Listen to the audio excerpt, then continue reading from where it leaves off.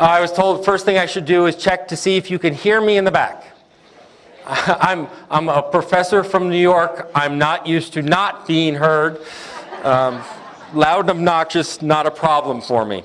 I also am absolutely thrilled to be here, and I really want to thank the conference organizers for putting me between you and the rush hour, and after one of the 100 most powerful women in Canada.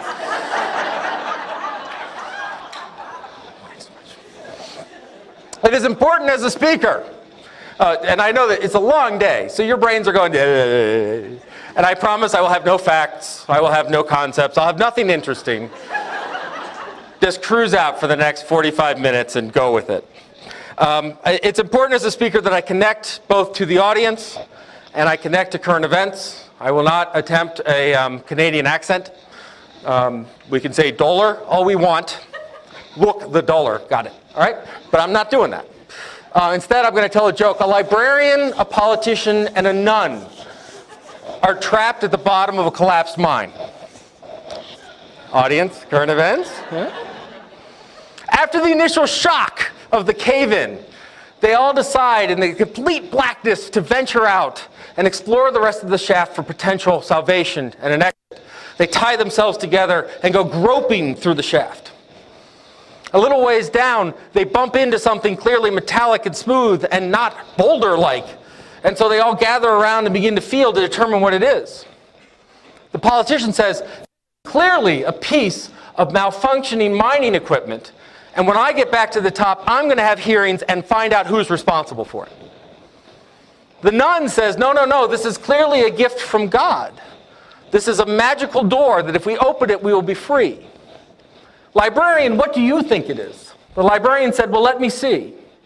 We have a group of people with no leader groping through the dark, feeling for something and hope, and either looking for someone to blame or a miracle. It feels a lot like a library committee to me.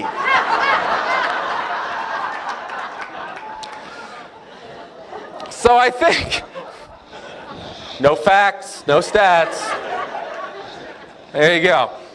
So I think this is part of the question that we're here to deal with.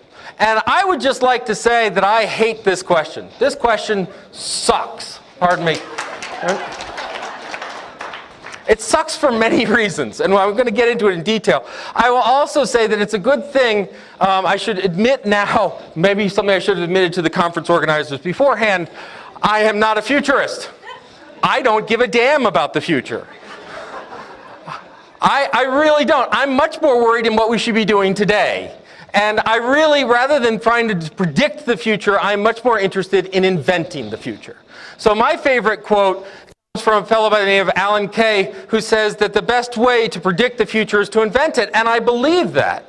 I believe that one message that we need to get across is that we don't need a committee feeling through the dark. We don't need an innovation pro temp. We don't need to have a 12-year-long process to look at the possibilities, to come up with a task force, to divide an option that will then go through a series of conversations. We just need to get down to making our life better. All right, so that's what a little bit of what we're going to talk about. So let me get back to why I hate this question. So this is actually a question that I was asked to answer at one point. The MacArthur Foundation came and said, Dave, go answer this. And I said, okay, give me money, okay. I called it my not that MacArthur Foundation grant, MacArthur grant. But it's hilarious because I noticed that the other thing that I'm scared to death of you folks is that I've been following the LibFoo Twitter tag. You guys are harsh. I mean, when someone got up and talked about the Age of Enlightenment and someone said, I'm putting out a preemptive strike on the Middle Ages as being important, I'm like, oh my God, he didn't even... So anyway, they asked me to go, and so I do it, I call up a library director and say, yeah, what's the future of library? I call up the library director. And the first reason you realize this is a horrible question is because everyone wants to redefine it. Well, what do you mean? Future of this library, future of all libraries. And finally you just say, yeah, answer the question. So I call up an academic librarian director and I'd say, what is the future of libraries? And their answer would be, well, I can't tell you the future of public libraries because they're screwed. But in the academic libraries, it's a social space that is all about learning and knowledge. And I call up a public library director and, well, I can't tell you about academic libraries because they're screwed. But we're going to be about a social space that's all about learning and knowledge. And you're just like, can you please just take a moment? Right? So I'm not going to talk about the future of public and the future of academic and the future of school, the future of special and the future of law. I mean, if there's any profession that's better at subdividing ourselves into little itty bitty pieces, it's probably serial killers trying to hide a body. I mean, in academia, we are used to this model, right? The model is take pond, divide until biggest fish in it you are, right?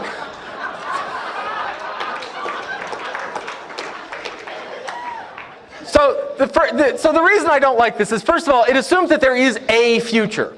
The other reason that if you look at how this question is phrased very much as that it is determinate, that there is a future. And all we have to do is uncover it, which I guess if you wait long enough, that will happen. But when I ask this question and I look at it, what if you find that answer by looking at statistics, at looking at data, at looking at all this information, and you find that the future of libraries is none? If you find that the future of libraries is boarding them up and shuttering them. If you find that the future of libraries is killing the funding and deprofessionalizing folks and manning them as if they were Walmarts, right? Is that something that you would be happy with? Is that something that you would sit around and go, well, if that's the future, I guess I'll go start working at Walmart?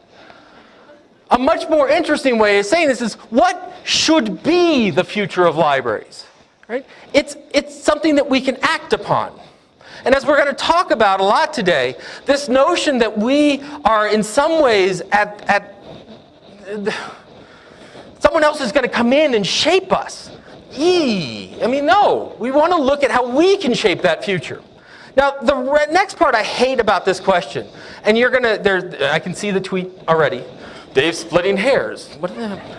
I hate the notion that all we talk about is libraries. You're saying, you do realize it's a library conference, right?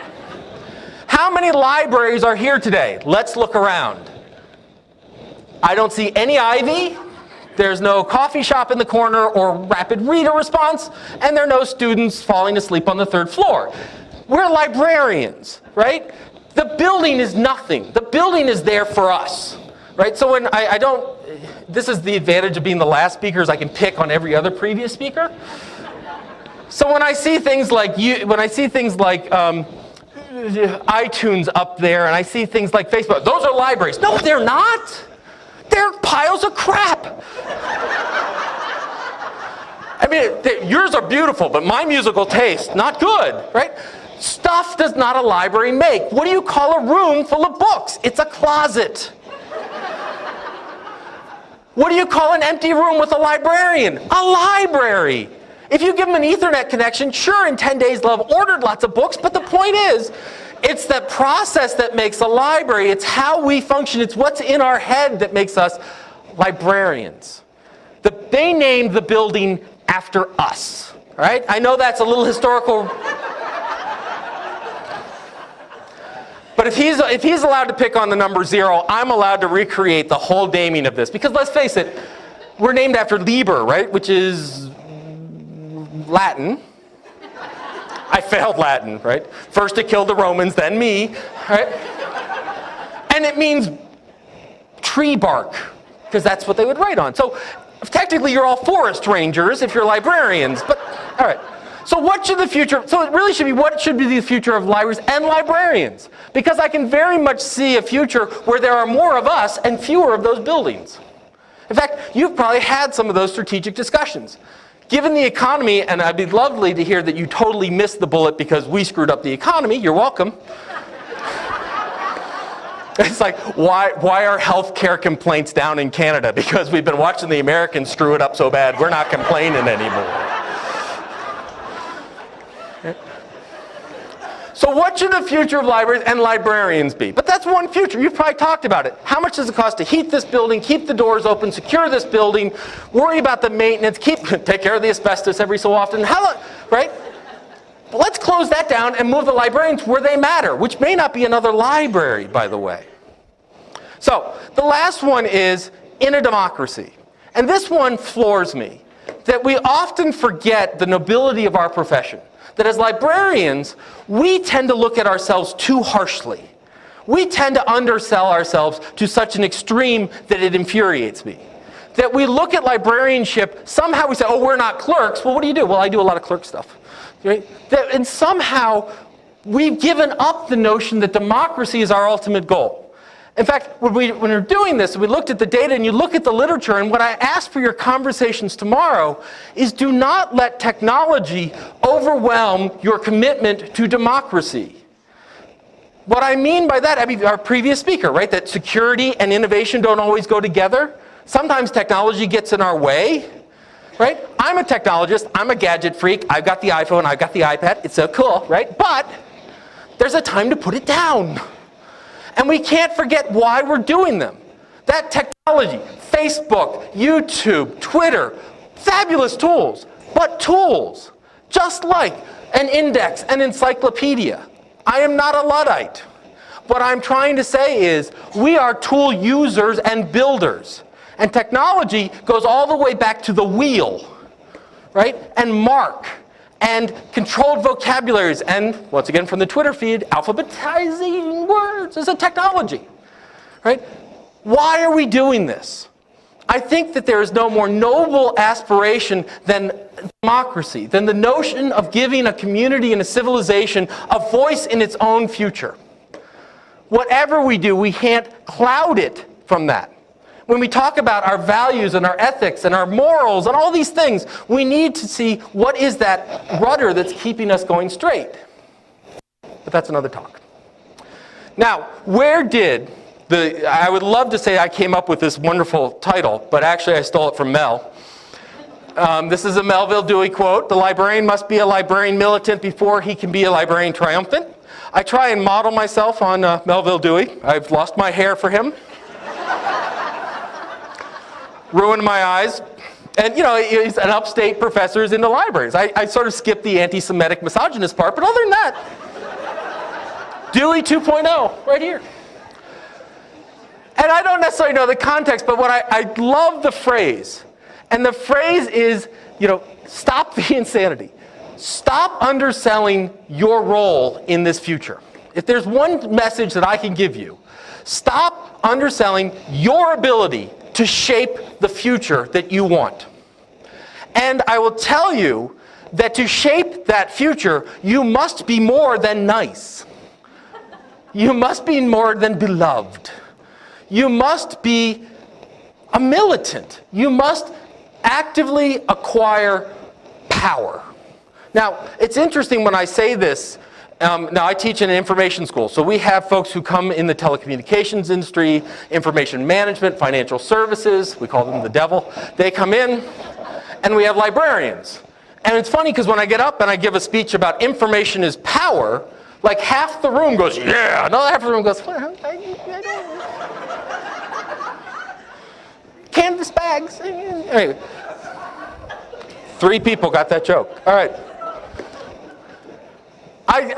So, a great book. If you haven't had a chance to read it, but you're all much more literate than we are in the States, so I'm sure you've read it 300 times and have it highlighted. But there is a fellow, a radical in the actually 30s and 40s and through the 70s named Saul Alinsky, wrote a great book called The Rules for Radicals. Now, I don't care if you're a communist, a progressive, a socialist. I mean, hell, you could be a capitalist, which would be hilarious because you'd look like a socialist to me. But he wrote this great book, and he uses this word power. And the idea is that he would have people come and talk about organizing and becoming a community organizer. And they'd ask, why do you want to be a community organizer? Well, I'd want to get food for the poor, and I'm going to house. He goes, no, you want power. You want power. And they go, yeah, you want power. To Saul Alinsky, the sin was not in having power or accumulating power. It was of depriving other people of power. If you look, and as a librarian, you say that part of your role is to empower someone, to give power to, where is the reserve that you're pulling from? Where's that goodwill that you can bring to it? So we should not shy away from this notion of power. So Alinsky's words. Why not use other words? Why not talk about empowerment? Why not talk about these other ideas? Words that mean the same but are peaceful and do not result in such negative emotional reactions. As we use purifying synonyms, we dissolve the bitterness, the anguish, the hate and love, the agony and triumph attached to these words, leaving an aseptic imitation of life. Power can be abused. Power can be misused. power is also the thing that allows us to do what we want. Authority is a form of power.